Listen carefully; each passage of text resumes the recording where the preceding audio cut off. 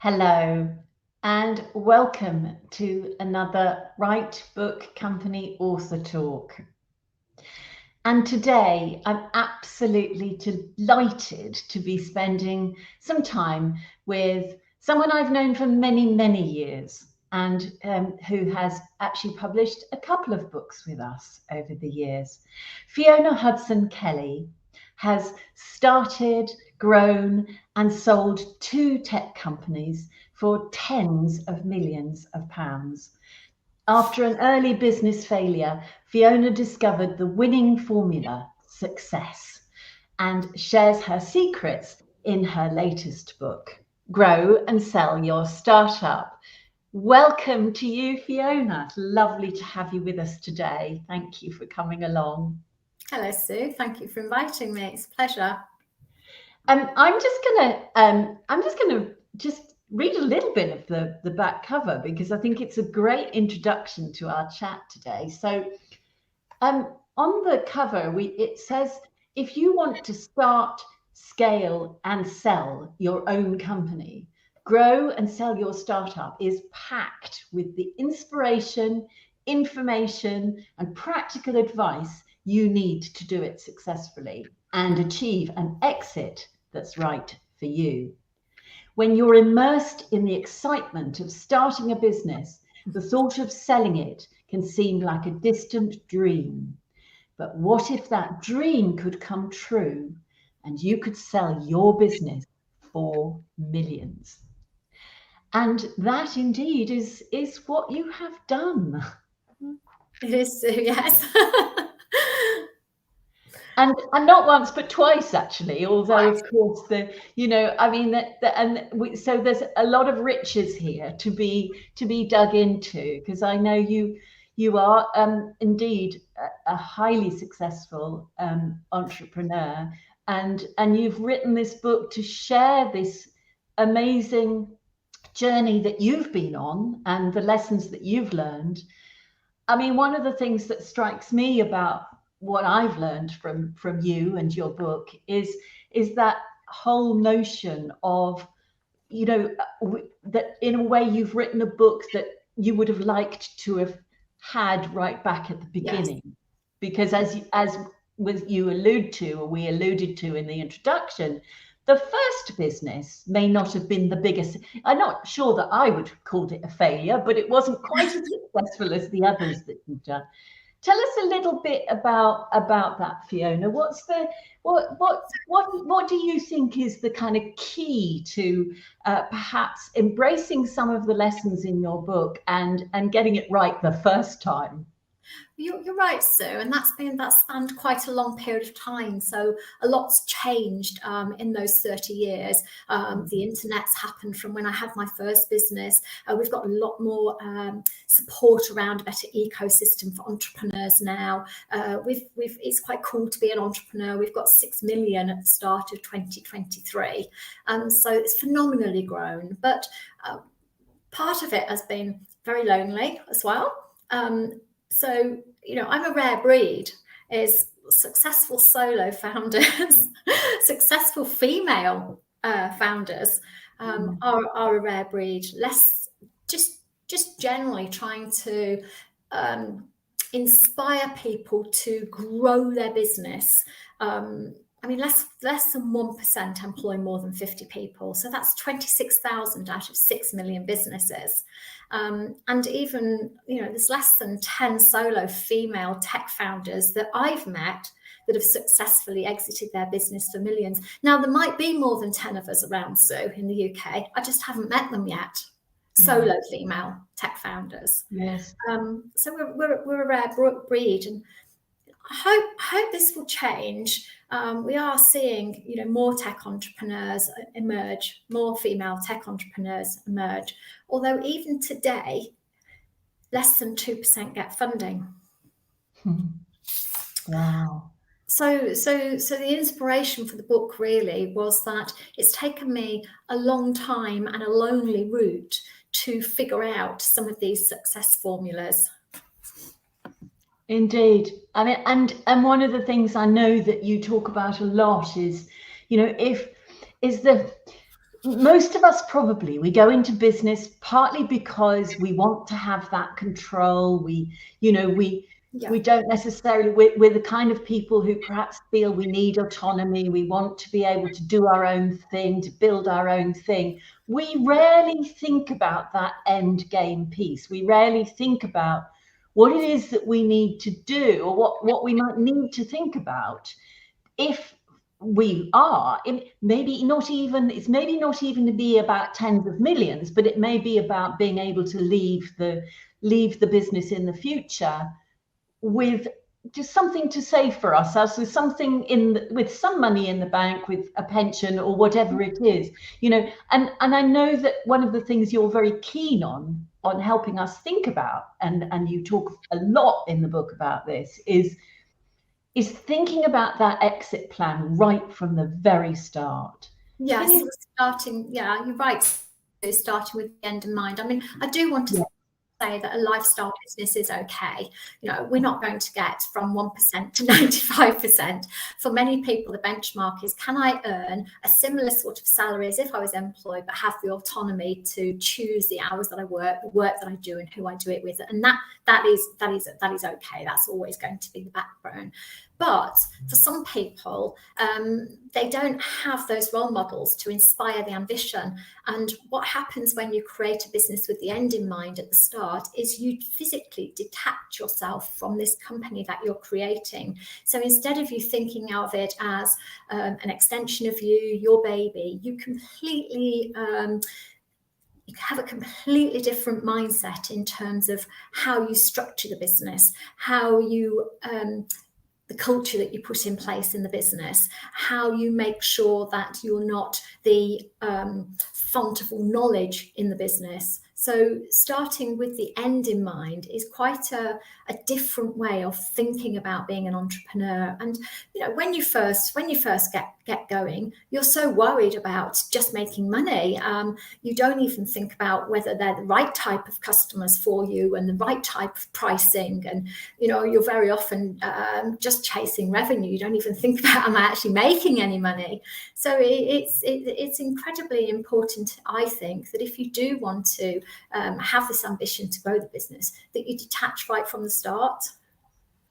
Yes, absolutely. And that's such a valuable thing, to think about that, and again, I mean, there's so much in the book that gives you guidance on how you might do that, how you might kind of adopt the right kind of mindset, how you might surround yourself with the right kind of people, and just think about the business as something that isn't all about you, that you know, in a way, that whole process of being able to detach yourself, to be able to leave the business in the hands of people who are going to be looking after it, is a great mindset to get into as early as you possibly can, I guess, as you're growing your business. Absolutely, and bringing in people as soon as you can that are better than you, or they're better at doing the things that you don't enjoy, is another one, and that can be quite scary to start with, because you're bringing people in that are amazing, and they're probably more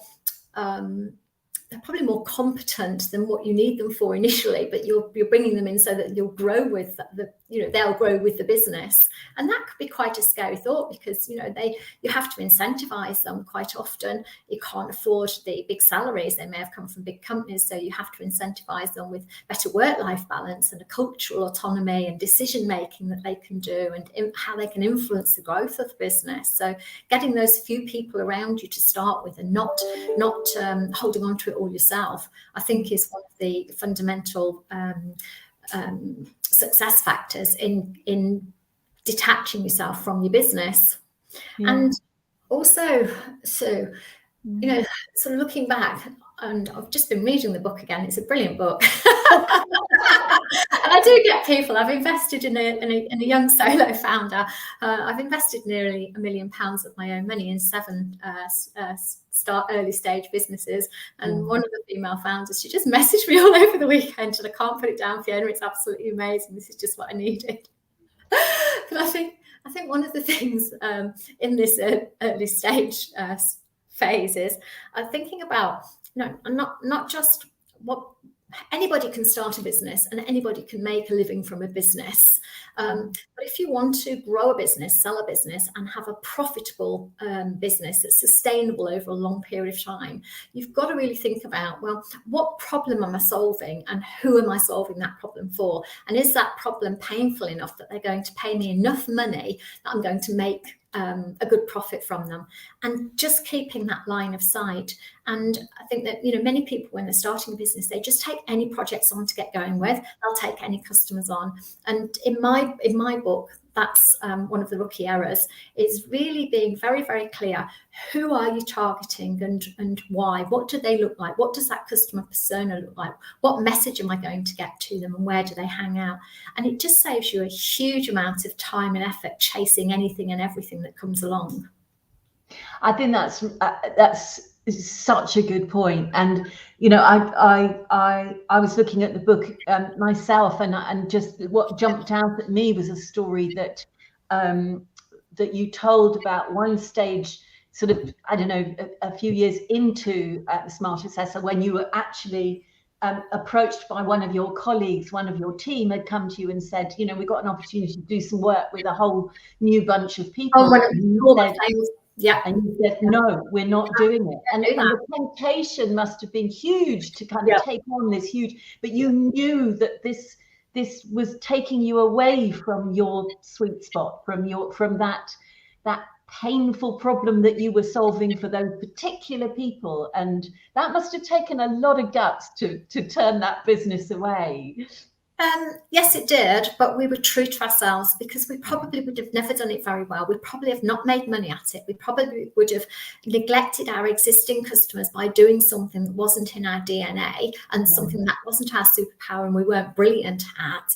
And therefore, it would have been a short-term gain for some short-term income, but a longer-term pain. So sticking to your, I always call it a lane, so pick a lane and stick to that lane as much as you can. You'll get known for that. Yeah, absolutely. And that is indeed what you did. So that chapter is closed, and you've written the book, and you're about, I understand, to go off traveling. What else is happening in your life? You've dropped a big hint there, but you're helping other startup businesses to get off the ground, which must be so exciting for you to be able to do. I know that's something you've wanted to do for a long time. So yeah, it's great to be a wise old lady. Less of the old. Old us in terms of experience, of course. So. Indeed. A wise woman. I think everybody needs a wise woman. It's great to be able to invest in these young entrepreneurs. So I've got 7 in my portfolio now, and I'm super competitive. Because I'm now an angel investor, I want to make sure that my 7 survive and flourish and exit. So I don't just want to get a 2 or 3 return on my investment, which is a good return for angel investors, because it's hugely risky. I want a 10-fold return on at least 5 of them. So I figure if I create an ecosystem where they can all collaborate together, so they're not all coming from me. And again, this is learning, you know, from my business. It doesn't all revolve around me. So I've created an infrastructure now where they come together once a quarter, and they share their issues and successes and learn from each other. And I'm just there to really mentor and support the group. So I'm enjoying it. I love the sound of that. It really makes me wish I was 40 years younger and I could come and see part of it. Oh, we probably need another wise woman soon.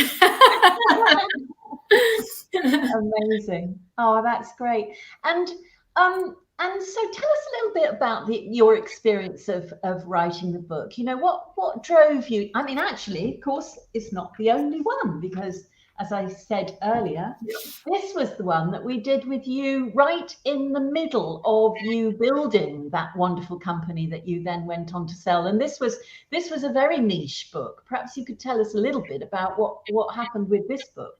Yeah, so that was a pure return on investment marketing play. So I'm going to be perfectly honest about that. That was a pure commercial decision, and it was the best marketing spend that we ever did. So I wrote a book to help the sector. The sector was going through quite a turbulent time with changes to apprenticeships and the introduction of what's known as the apprenticeship levy and the way apprenticeships were assessed.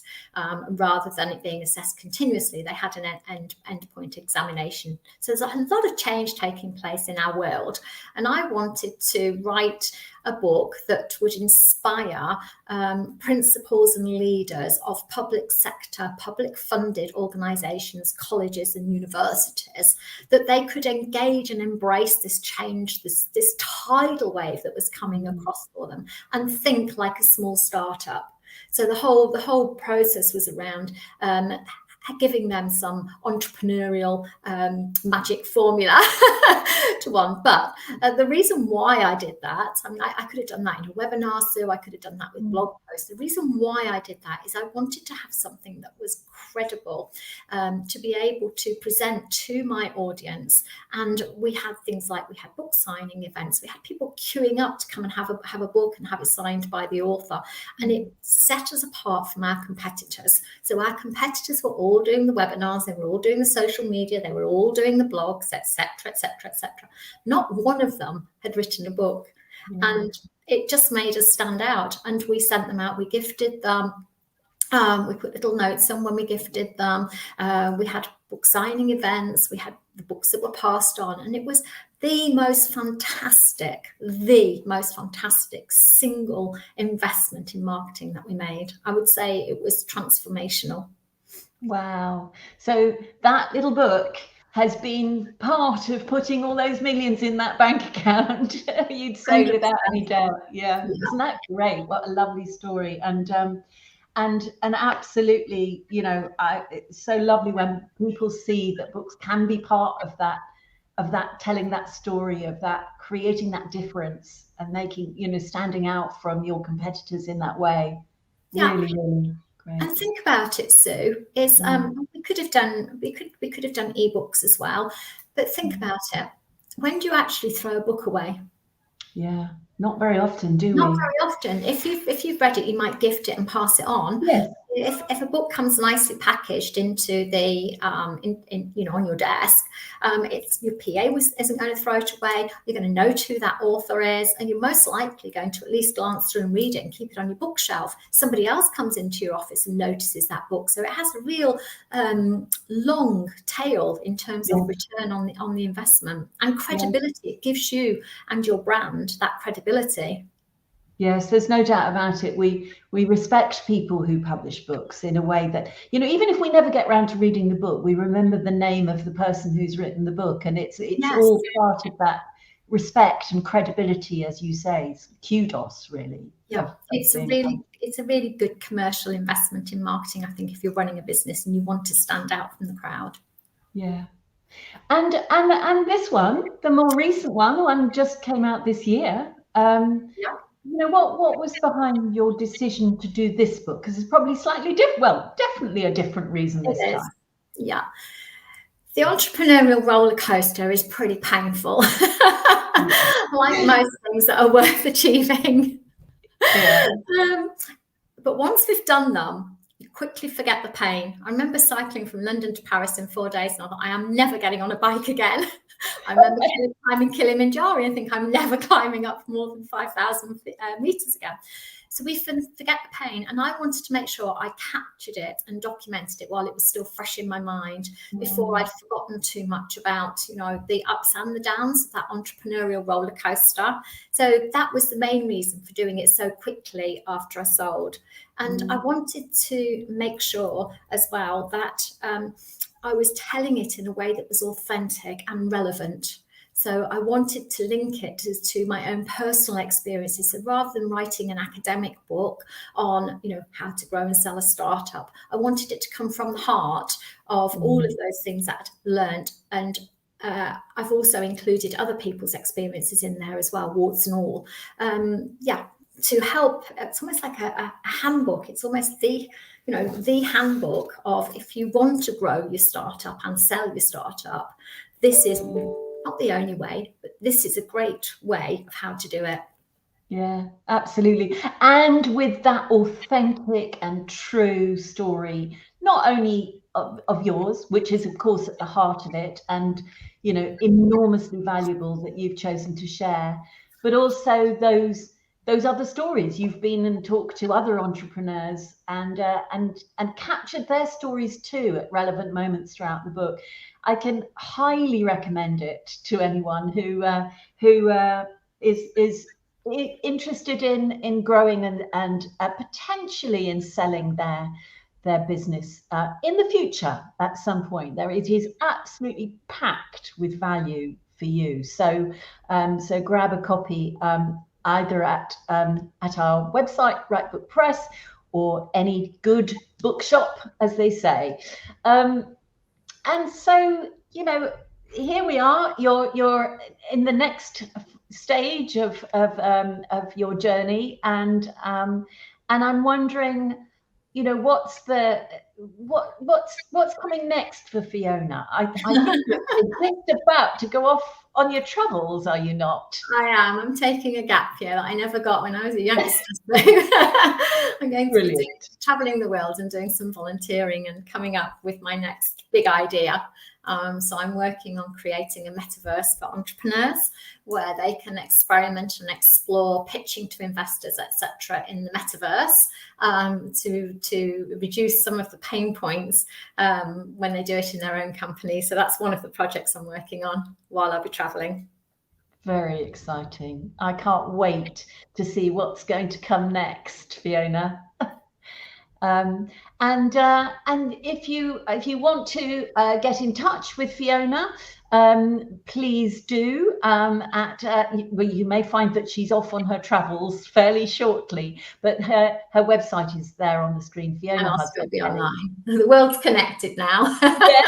Yes, wherever you are, no doubt you will still be in touch, because you're obviously you're not escaping completely, and you've got your stable of young entrepreneurs that will no doubt need you. So, but we wish you so many happy travels and so much great cooking up of your next idea. We really look forward to that. And look, and no doubt there'll be another book, I should think, that comes out of that. What to do after you've got all the money and time in the world. Yeah, absolutely.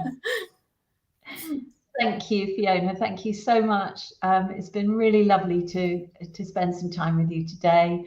As we said, Grow and Sell Your Startup is available from rightbookpress.com. And if you have been inspired by Fiona and indeed have your own business that you would like to create a book around, please don't hesitate to get in touch with us at the Right Book Company, because we love to hear about your ideas for a book to help you grow your business. And you can have a discovery call with me at any time. And just go onto our website, rightbookcompany.com/discovery, and book yourself a slot. And I will look forward to that very much. And so that's it really for today. Our author talks continue, and we will have another one coming up very soon. So please watch this space. Keep watching and keep coming back with your lovely comments and telling us how. I know we're getting lots of great feedback that these author talks are being enjoyed. So please keep in touch with us and let us know how you're finding them.